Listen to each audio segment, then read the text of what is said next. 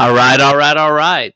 Welcome to another edition of Shabbat Lounge. As always, I appreciate you taking a minute to listen to the podcast, and also encourage you to give it a like, comment, share this with someone that might find it beneficial. And I just thank you for spending some time with me today. And today I'm just flying solo, and just kind of decided to do something about Thanksgiving kind of on my own, and wanted to get that out pretty quick. So as you can see, this is my website. If you go to sabbathlounge.com, it will go right to this. I started off with it's yahushua.com, and either site will get you to Facebook, podcast, Twitter, voicemail, YouTube, and contact information. Also, appreciate any questions or comments from anything that we do. Also, especially the Hebrew Hammer appreciates anything. If you're not sure what that refers to, if you refer back to an earlier podcast, I believe it's called Introducing Jake Hebrew Hammer, you will find an interesting, valid, complex argument that he makes there, and he's looking for people to say something about it. So I encourage you to go take a look at it, see what you think. And last week we were honored with Michael from Michael Oman from across the pond to share with us some thoughts about the wedding language. And if you haven't checked him out, you've got to do that. And, he is a very sharp guy and has put some interesting things together for sure. So hopefully this is going to work okay. I'm going to switch between browsers. And so today I pulled up this old post and I started writing this as Thanksgiving Pagan. And I'm going to probably put these two things together. And so last year I did a post and I found this article about, this guy wrote a book in 1652 called The Hope of Israel. And he talked about how the lost tribes in America, the pilgrims are connected to the lost tribes. And so I kind of started there. And then, so I started going, well, pilgrims. Well, who is William Bradford? And so when I started, I pulled up William Bradford, and the first thing I started finding is I was like, whoa, there's a William Bradford that's a Freemason. I was like, oh, danger, ding, ding, ding.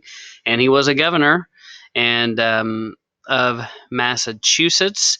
And so I went and looked him up a little bit, and I believe this is the William Bradford that comes over on the Mayflower. This is his son, and he's a little bit later.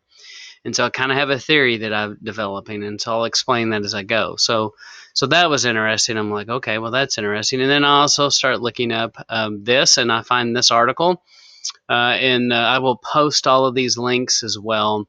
And this was from Lee Gamble, Charles Green, The Sabbath in the British Isles. And they talk about how that the Sabbath was practiced as a seventh-day Sabbath for a long time until like the 1300s in Britain.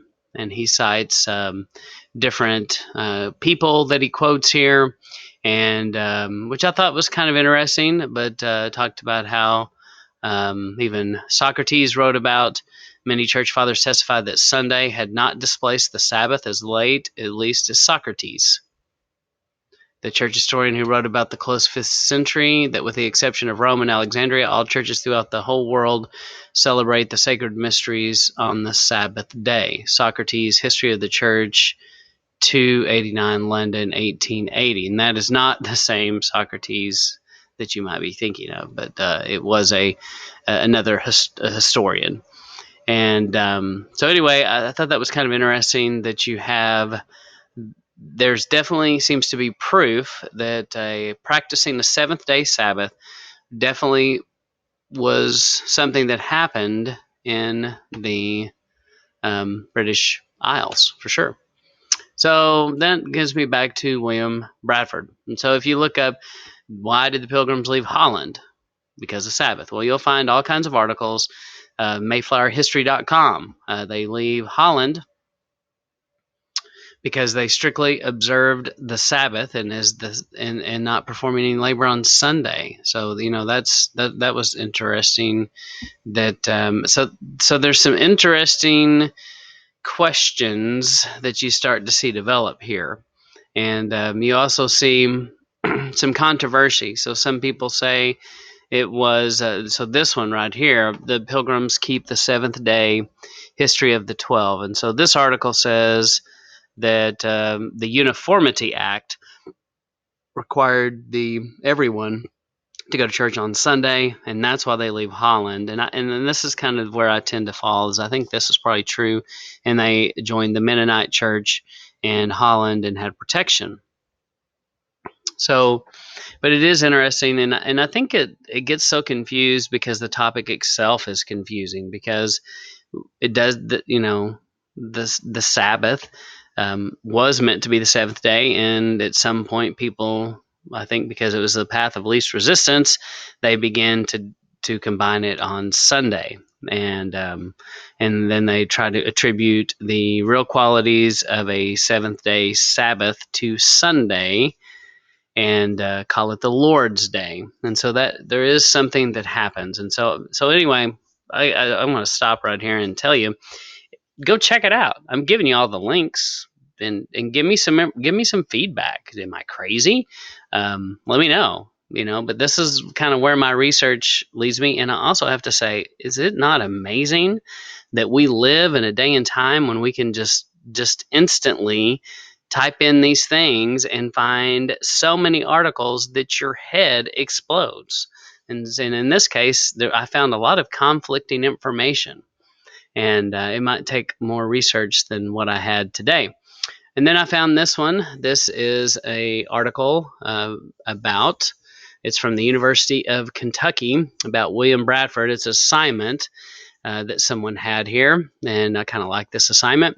And what I did is I just did Control F, and I found all the time Hebrews, the word Hebrew was listed. And so there is this thing that you see that William Bradford was trying to learn Hebrew, and he brought that over. And so there's a lot of evidence that they were learning Hebrew, that they were interested in going back to the real roots, to the real faith, and they wanted to get away from denominationalism that was already starting to creep in. So you have that.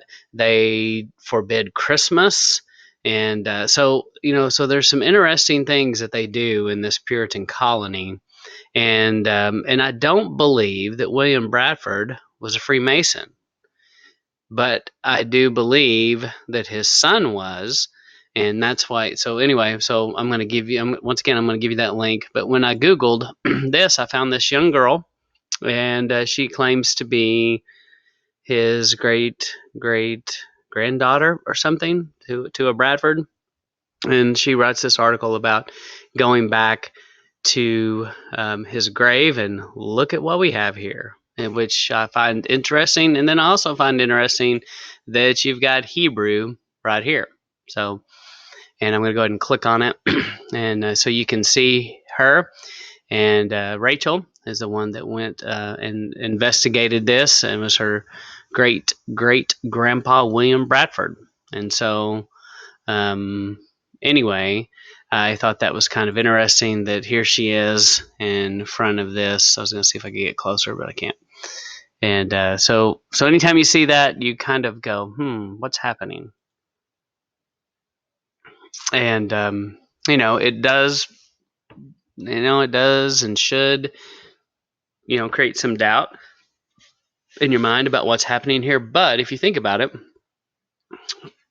there is no evidence that says William Bradford Sr., who came over on the Mayflower, was a Freemason. But if his son was the one that paid for this marker. And yeah, this is what he decided to put up, as an obelisk. So that's interesting, and that does fit in line with the Freemasons. And so anyway, I just challenge you as you research this to see if you see what you come up with. And then, but I want to go back. You can see that old William Bradford. He was quite the looker, wasn't he?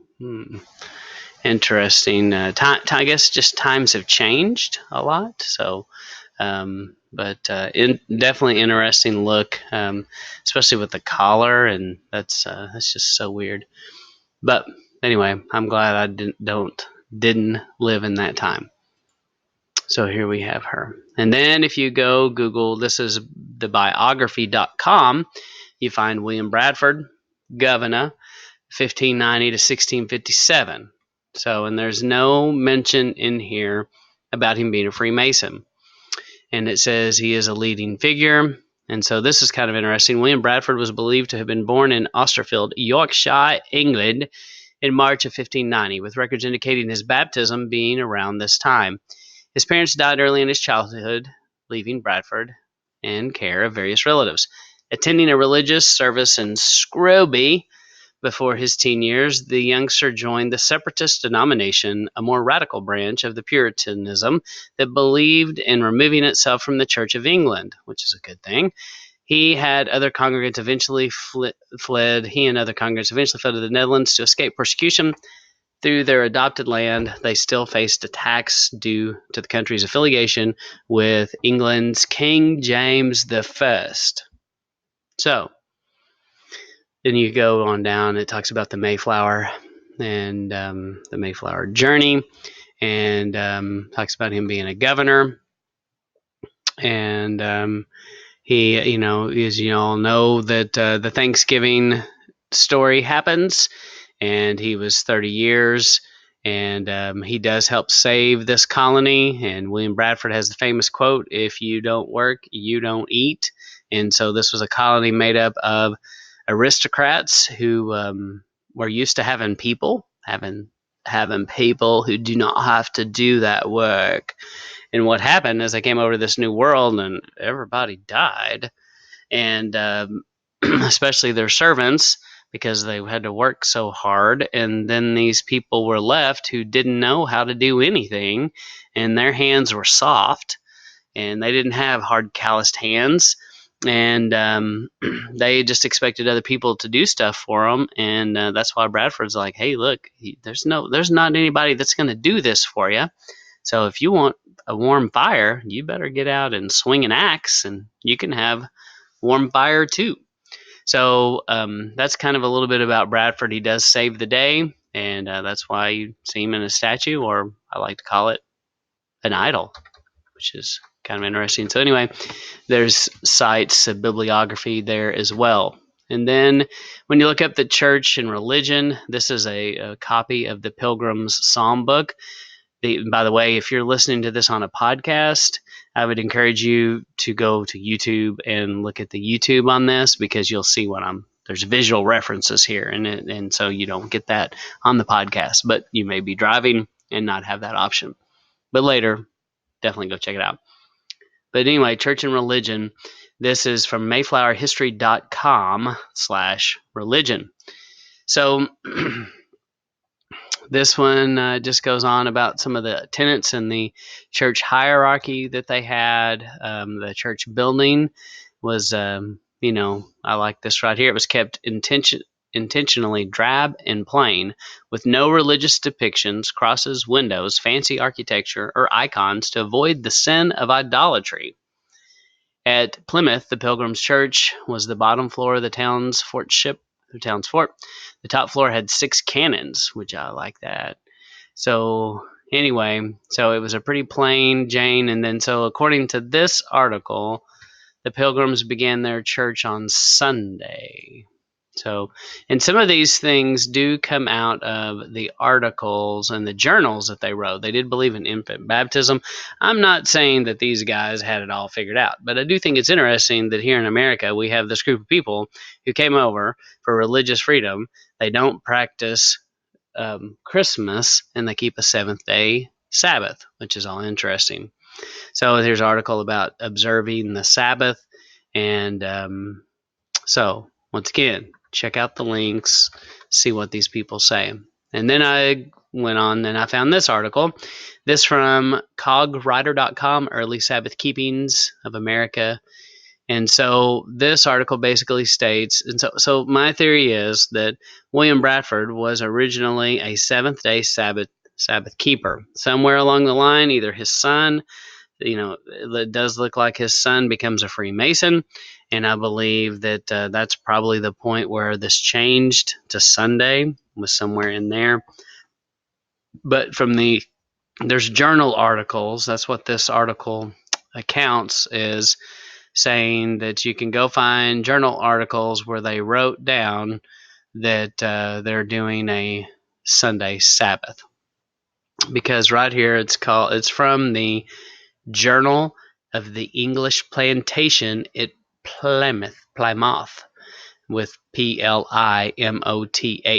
which, it's for real because it's spelled funny, and that's how they would have spelled it. So, but the next morning, being Thursday, the 21st of December, Saturday, the 23rd, so many of us as could went on shore, felled and carried timber to provide themselves stuff for building. Sunday, the 24th, our people on shore heard a cry of some savages, they thought. When I was teaching school, I always told kids that they called them the naked savages, which I do believe that is true. Anyway, which caused an alarm and to stand on the guard expecting an assault, but all was quiet. Monday the 25th, they went ashore. So anyway, talks about how right here, Friday and Saturday, we fitted ourselves for our labor. But I do go, labor is not spelled correctly there. They would have had a U in that. But anyway, maybe they just didn't translate it quite right. I don't know, or changed it. So, but that's where some of the people start making the arguments that yes, indeed, they did keep a Sunday Sabbath. Then I found this site is graceandknowledge.faithweb.com, Pilgrims, the Pilgrim Sabbath. And so somebody's answering the question about exactly what we're talking about. And then somewhere down here, they talk about journal entries. So it says 2 of the entries in this journal indicate that it was the custom of the Pilgrims to rest and meet for worship on Sunday. In early December of 1620, the Mayflower was off the coast of what is now Massachusetts, as the Pilgrims looked for a good location for a settlement. According to the journal, 10th of December, on Sabbath day, we, with 2 E's, rested, and on Monday we sounded the harbor with a U, and we found it very good, harbor for our shipping. Saturday, and then for January 1621, they said Saturday 20th we made up a shed for our common goods. Sunday, the 21st, we kept our meeting on land. So, anyway, that's some other evidence going on. Then I found this article called the 12tribehistory.com, Pilgrims Kept the Seventh Day Sabbath. And from an article, so then I found, there's a connection with the Anabaptist and the Mennonites, which is kind of interesting. So, I remember learning about Anabaptist in a world history class, and it just seemed weird and strange at the time to me. And so I should have paid attention a little bit more, apparently.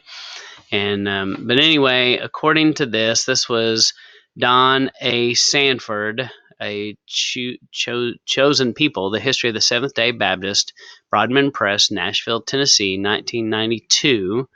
He wrote this article about how Baptist heritage is closely related to some people that did keep Seventh-day Sabbath.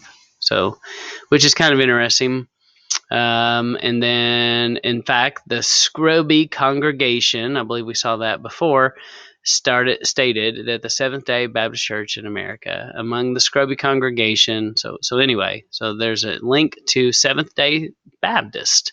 So, all you good Baptists out there, or people with a Baptist background, you might find that interesting. It says the Pilgrims came from 3 churches in Scrooby, Gainsborough, and Southwark. They fled to Holland, where many attended with the Mennonites. The Mennonites were the descendants of the Waterlissons, who fled also to Holland. The Mennonites were Seventh-day Sabbath keepers. Members of the Scrooby congregation were laterally founded the Seventh-day Baptist Church, 1705. There you go.